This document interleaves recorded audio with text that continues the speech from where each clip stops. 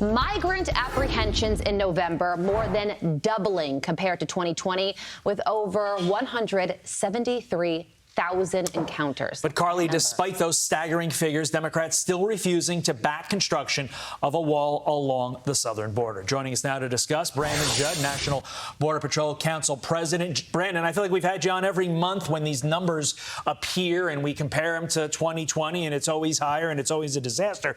But despite all that, is it safe to say we will never see any urgency from Democrats to stop this, to build this wall? No, absolutely. What they're going to do is they're going to continue to pander to their base.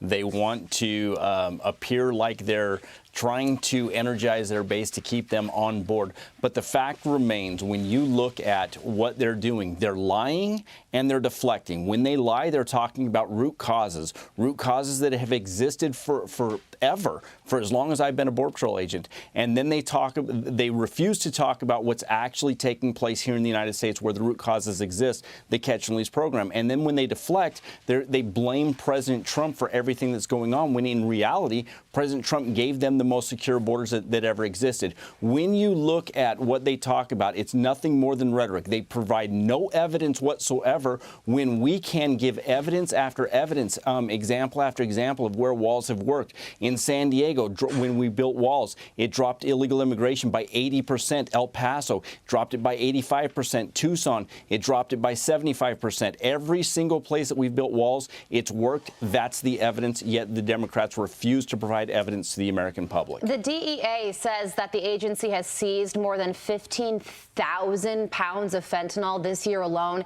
That's enough fentanyl to kill every person in the country. Hugely important issue. How do you fix the problem?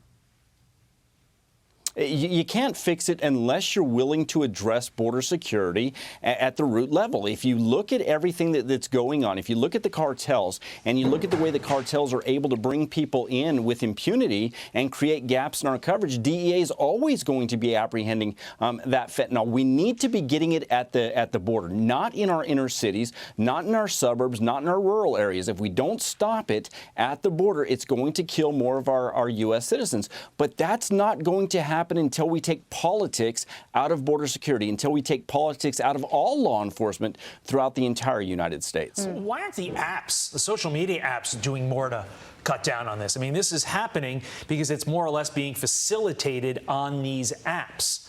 Aren't they in trouble for doing this? You would think that.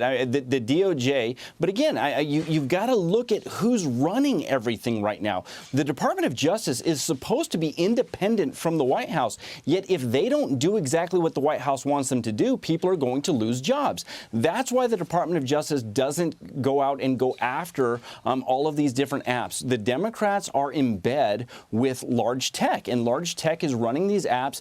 They're able to make money. The large tech doesn't care about the lowly United States citizen, if you will. They care about the bottom line. They care about how much money they're able to make. And that's why the DOJ just simply does not go after the large tech and all of these apps that are able to advertise all of their services, which are illegal services, and it's killing our children. Operation Lone Star, let's talk about that. It sends members of the National Guard to the border to secure it because Border Patrol is stretched so thin.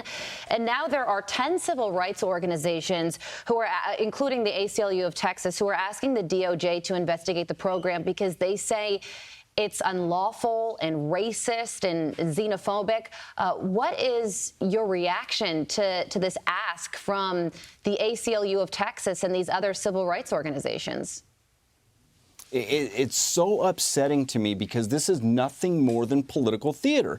If you go across the border, I was just in Yuma on Monday, and in Yuma, I saw several groups of people that were crossing the border illegally that they're whiter than I am.